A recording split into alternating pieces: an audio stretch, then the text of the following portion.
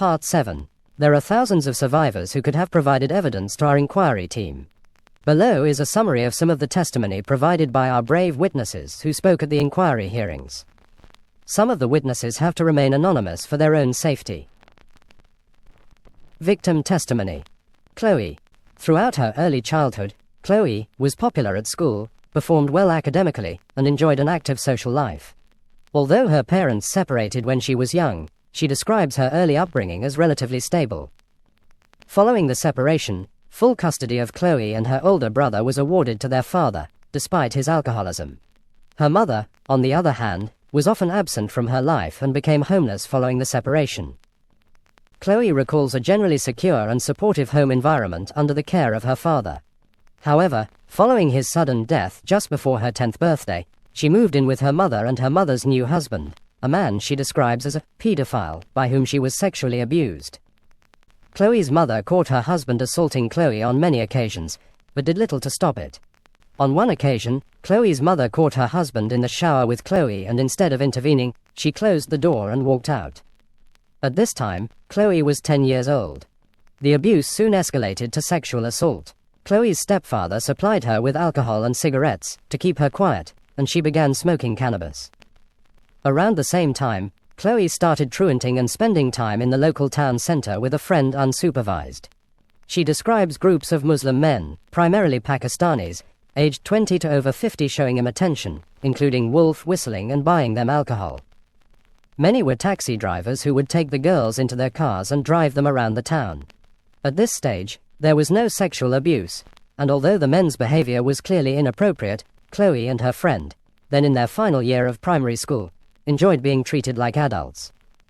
The grooming soon intensified. The provision of alcohol and takeaways was accompanied by emotional manipulation, with the men, many of whom were related to one another, presenting themselves as sympathetic friends to Chloe.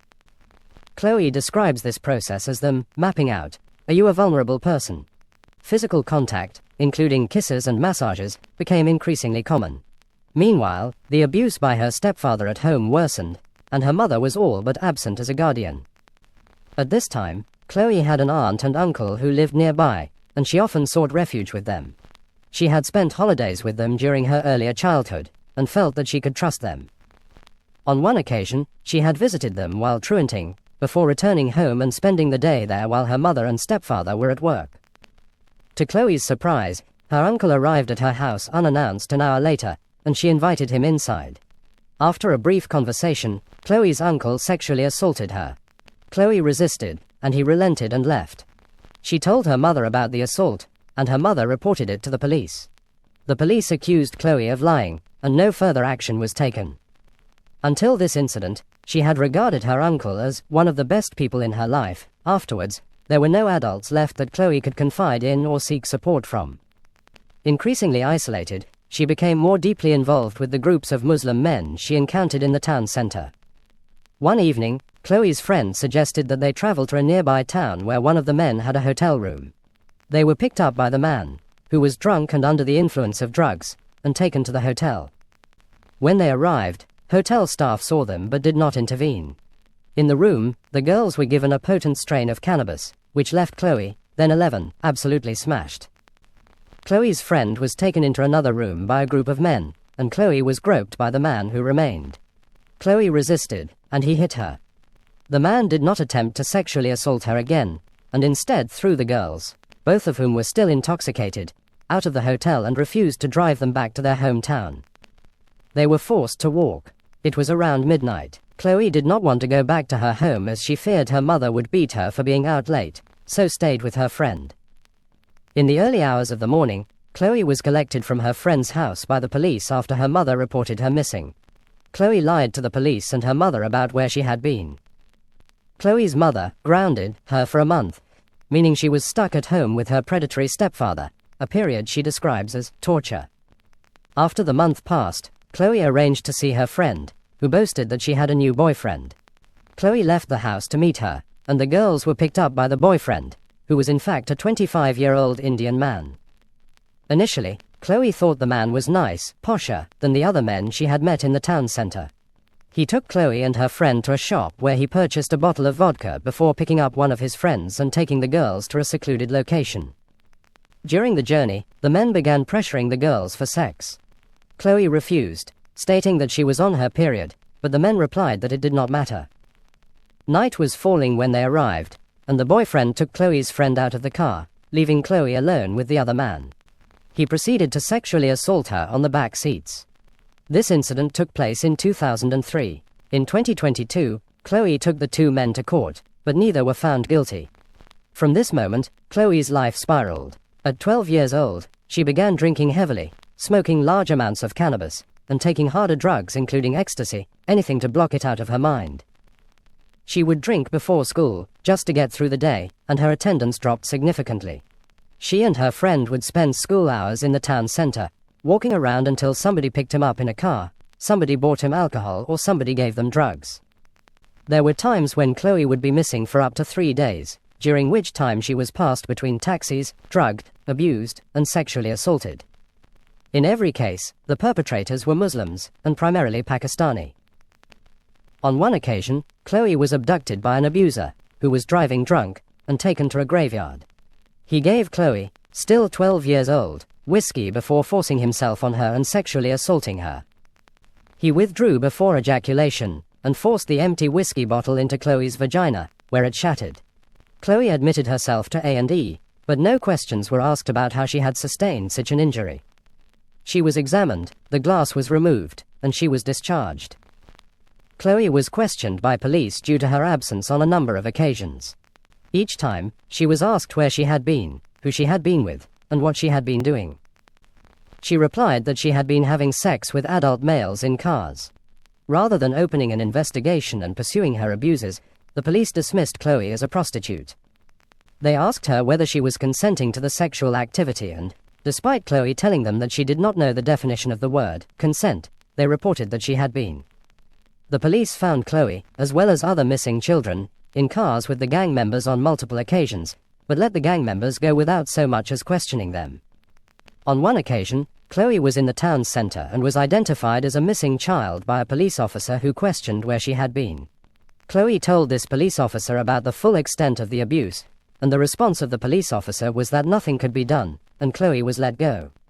In response to her truancy and deteriorating behavior, the school regularly placed Chloe in isolation and compelled her to attend additional after-school classes every day. This did little to improve her emotional state, and she continued to spend time with her friend and her friend's boyfriend. This went on for a number of years. The boyfriend would supply the girls with alcohol and drugs, as well as introducing them to his friends, who were exclusively South Asian men.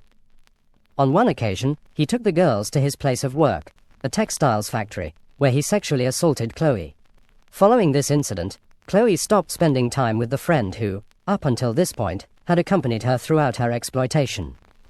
By this time, Chloe had become so accustomed to her lifestyle of spending time with the Muslim gangs that she continued to do so without her friend. On one occasion, following another late return home, her mother grounded her for 2 months.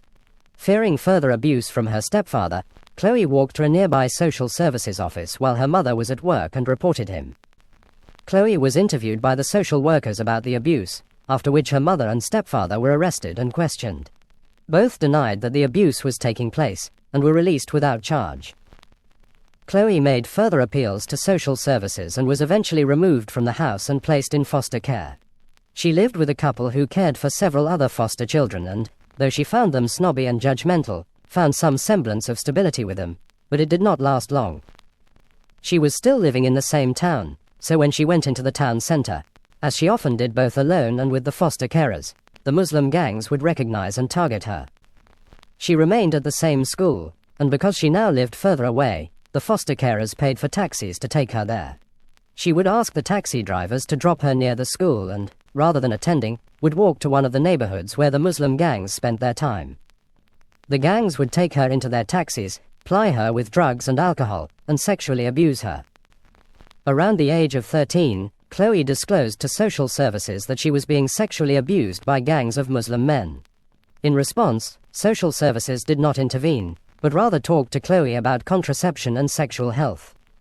One social worker started regularly taking Chloe to a sexual health clinic, where she was diagnosed with chlamydia in her throat and vagina, gonorrhea, genital warts, and pelvic inflammatory disease. Neither the social workers nor the clinic staff questioned or reported this. The police were aware of Chloe's activities, but instead of targeting those responsible for her abuse, they routinely failed to question him, let alone pursue further action, when Chloe was found in cars and houses with them. Chloe was soon moved to a different foster placement with a far more protective carer. On one occasion, a gang came to the foster home searching for Chloe, and the carer fought them in the street to protect her. Around the time Chloe turned 14, a social worker approached her about her ongoing sexual exploitation. This was one of the first times this had happened, and Chloe was relieved that her abuse was finally being addressed.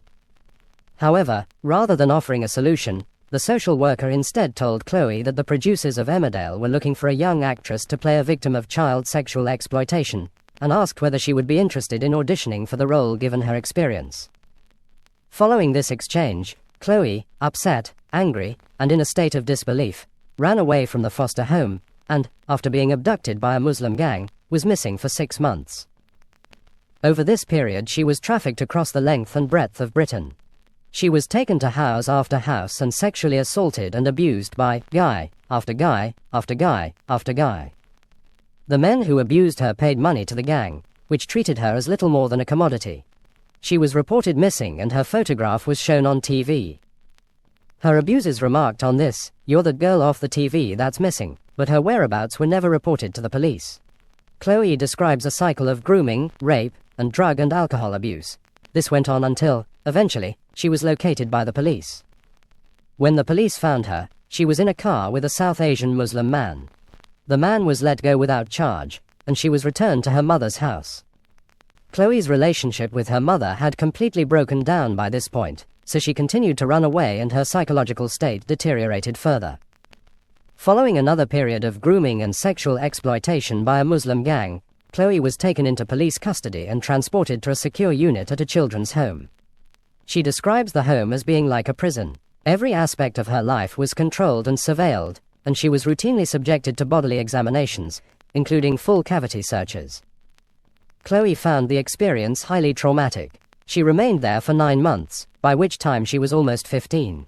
Social services determined that she was well enough to be released, and she was placed in foster care not far from where she had been living before. Chloe describes the new carers as a positive and encouraging presence in her life, and, in spite of her proximity to the sites of her abuse and exploitation, Chloe found stability and security living with them. She enrolled in a full-time hairdressing and beauty course at a nearby college, and for the next 2 years, Chloe describes her life as fantastic. As Chloe approached her 18th birthday, social services notified her that the foster care would soon end. They identified a house for her and, after parting ways with her carer, she moved in and got a retail job to support herself. Despite having little experience taking care of herself, Chloe's life remained generally stable through this period. Eventually, Chloe re-established contact with the friend whom she had been abused with as a young child. She invited her over to her house, and when she arrived, she was accompanied by a group of Muslim men, all of whom remembered Chloe from past abuse. Immediately, Chloe's life was thrown back into chaos. The men refused to leave, and, in Chloe's words, "It was no longer my quiet little house." It was their house. They smashed windows, kicked in doors, left the house an absolute wreck, and sexually abused Chloe. One of the men, a previous abuser, pinned her down, pulled his trousers down, and sat on her face, orally raping her on her own sofa as the rest of the gang watched. Chloe returned to drugs and alcohol to cope. Though she was still working in retail, her ability to work was rapidly declining. During one shift, one of her colleagues, someone she was friends with, jokingly pinched her bottom. Chloe, traumatized by the years of abuse, punched him in the face in the middle of the shop. She was brought before management and tried to argue her case, but was fired. Left with no income, Chloe spiraled further. The Muslim gang was still occupying her house, and, with nowhere else to go and no ability to remove them, she remained there with them. They routinely drugged, abused, and sexually assaulted her, including with objects including soft drink cans, keys, and a baseball bat. Before long, they started to pay her bills to consolidate their presence in her home. On a number of occasions, they brought young children into Chloe's house to abuse them. Chloe recalls a number of occasions when boys under the age of 18 from the Muslim community were pressured and bullied by their older friends and relatives into sexually assaulting her. Chloe was forced to commit crimes, including insurance fraud and the holding of drugs. On one occasion, she contacted the police to report an assault that was taking place in her house, and when they arrived, Chloe was threatened with arrest rather than the gang members as the property was registered in her name. One evening, an associate of the gang from a neighboring town arrived at the house. A notorious sex trafficker, he soon began taking Chloe to bars and nightclubs in the surrounding area. There, he would spike her with heroin before handing her over to men who sexually assaulted her. Chloe became addicted to opiates and her health deteriorated rapidly. She became anorexic, weighing just 5 stone at the age of 18. The use of heroin was a method of control by the gang, as it left her with no ability to defend herself physically. Her daily existence became a relentless cycle of sexual assault, exploitation, and violence. Eventually, a social worker visited Chloe and was shocked by both her appearance and the conditions in which she was living. Concerned for her welfare, she took Chloe to an addiction clinic, where tests revealed an extremely high concentration of opiates in her system. Chloe was prescribed medication to manage her opioid dependency and gradually weaned herself off the drugs. Around this time, Chloe reconnected with a childhood friend, and their friendship soon developed into a romantic relationship. Her boyfriend became aware of the ongoing abuse and, with the help of his father, paid off Chloe's remaining rent and moved her out of her squalid house. Chloe moved in with him, after which she got another job in retail. For a short period, Chloe's life was relatively stable, but, due to her unresolved trauma, she soon returned to drinking heavily, smoking cannabis, and gambling. Her workplace was close to her first foster home, and before long she came back into contact with members of the gang that had abused her at that time. The cycle of grooming, exploitation, and abuse soon resumed. Her relationship with her boyfriend broke down, and, out of desperation, she re-established contact with her mother, who had left her predatory husband, and soon moved back in with her. One night, Chloe was out with members of the gang and drinking heavily. Upon her return to her mother's house, her mother reported her to the police. The police arrested Chloe while she was changing into her pajamas, and she was taken to the police station drunk and half naked. She was kept in a cell until 2 a.m. the following morning, at which point she was released. They did not provide her with any clothes or transportation back to her mother's house. She tried to contact her ex-boyfriend, but he did not respond. Chloe, then 19, was left stranded. She wandered around the neighborhood for several hours before encountering a gang member who had previously abused her. Cold and desperate, she got into his car, and, for the following weeks, was trafficked across the country. Eventually, Chloe identified a new house to move into. Despite their dysfunctional relationship, her mother agreed to sign the rental agreement as Chloe's guarantor, as Chloe, then without income, knew she would not be able to afford the rent. After she moved in, she became aware of the fact that she was the only white British person in her neighborhood. Every other resident was South Asian. As a result, the gangs discovered where she was living, and once again treated her house as if it was their own. The cycle of abuse continued, and Chloe's emotional state deteriorated significantly. Chloe was taken to hospital after a suicide attempt, and, while there, she discovered that she was pregnant. The father of the child, a Pakistani Muslim illegal migrant, moved into Chloe's home. Chloe was subsequently coerced into converting to Islam and forced into marriage, both to legitimize the pregnancy in the eyes of her abuser and to assist him in securing a visa. Chloe's behavior became tightly controlled. She was forced to wear a hijab, she was prohibited from looking out the windows of her home, and, if she misbehaved in the eyes of her husband, he would beat her black and blue, something that happened every day. Chloe's child was born with multiple health problems, including a defective kidney, due to the deteriorated condition of Chloe's womb as a result of the sexual abuse. Nevertheless, becoming a mother gave Chloe a renewed determination to get her life back on track.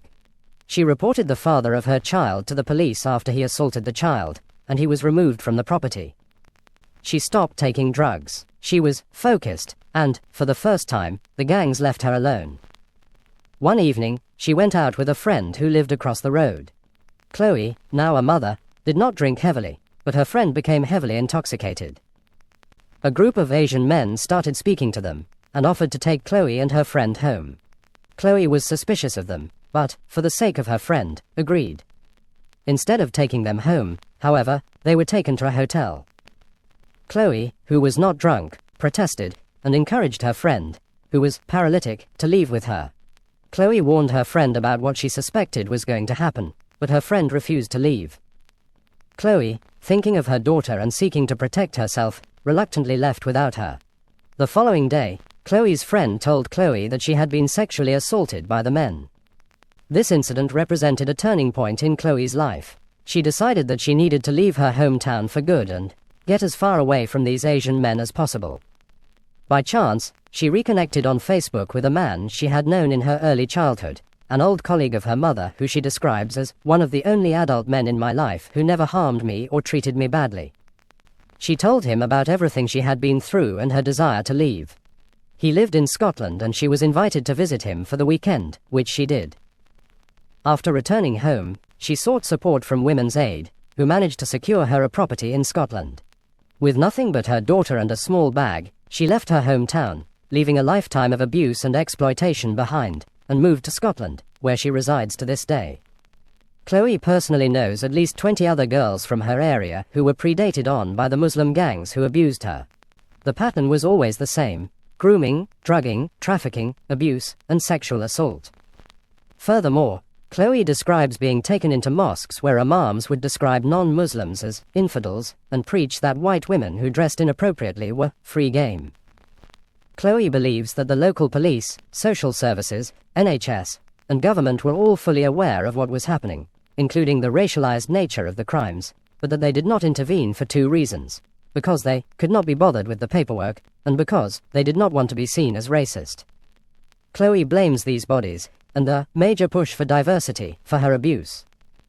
Chloe says that, if I can save just even one more child, girl or boy, from going through any of this, then I've done my job. Part 8. Victim Testimony. Fiona. Fiona grew up in a highly abusive household marked by domestic violence, severe emotional abuse, and repeated suicide attempts by her mother, which Fiona witnessed. Despite exceptional academic ability, she developed serious mental health difficulties, self-harm behaviors, and suicidal ideation from a young age. After escalating abuse and failed disclosures, Fiona entered care at the age of 13. She was placed in a children's home that had already been identified as high risk for sexual exploitation in a television documentary prior to her arrival. Inadequate supervision meant she went missing repeatedly. At 13, she was groomed by adult Pakistani men, whom she estimates were aged between 24 and 45. The grooming began with affection and alcohol, quickly progressing to sexual assault, drug dependency, threats, and trafficking. Care staff negligence was extreme. Abusers would sit in cars outside waiting for the girls, openly converse with staff, and even phone the home to inquire about them. One care worker told Fiona's mother that her boss had described recording the men's car registration plates as above her pay grade, warning that she would lose her job if she did so. Fiona believes the staff were aware of what was happening but felt powerless to stop it, rather than being actively complicit. Nevertheless, the children's home received £5,000 per week to care for her and failed miserably. Fiona suspects the management avoided proper investigation for fear of being labelled racist. Only the police took any formal action, issuing harboring notices to the men, official warnings stating they had no permission to associate with, contact, or house a vulnerable child. However, no further action followed. When Fiona's mother called the police to report her daughter missing and mentioned a history of abuse by Asian men, the call handler told her, "You can't describe them as Asian men because that's racist. You should just be glad your child is being taught a different culture." On one occasion, a police officer returned Fiona to the house where the abuse was occurring and told the men to have fun with her. On another occasion, police instructed the abusers that if they could persuade Fiona to sign herself out of care, the police would stop bothering them. The gang then tried to convince her to do so, intending to traffic her to Kashmir. She was only prevented from leaving the country because she did not have a passport. Between 2008 and 2012, Fiona was repeatedly raped by multiple men connected to organized grooming networks. She was often kept in a house known as a party house, where between 10 and 20 men would attend at one time. On one occasion, she was encouraged to bring her friends because the owner had relatives visiting from Birmingham to celebrate Eid and expected girls to be there. Within the house, The girls were routinely referred to as white slags, while the men wanted Pakistani girls kept pure for marriage.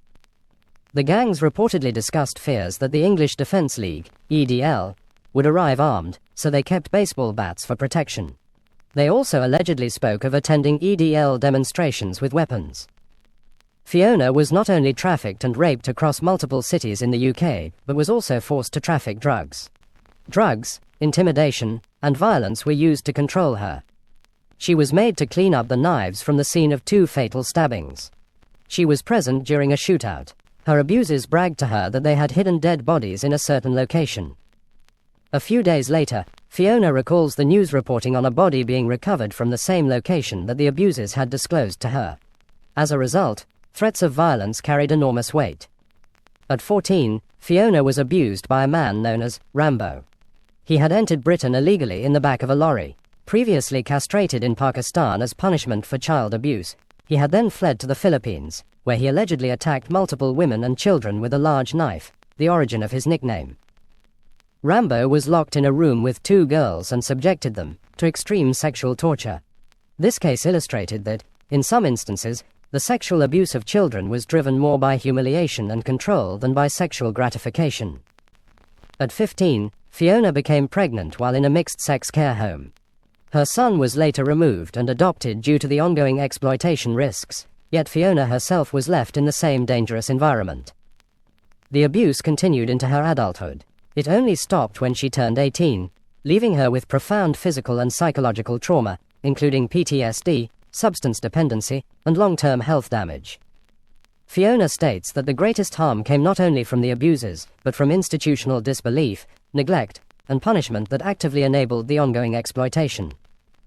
In total, she estimates she was abused by between 50 and 100 men. Of those, only 2 were not Pakistani. Part 9. Michelle. Michelle was physically abused in childhood by both her mother and stepfather. Her mother had multiple partners throughout Michelle's childhood, many of whom also abused her, some sexually. She believes this early experience created an association between abuse and love, leaving her particularly vulnerable. From the age of 13, she was groomed by 3 adult Pakistani brothers who supplied her with alcohol, cigarettes, and drugs.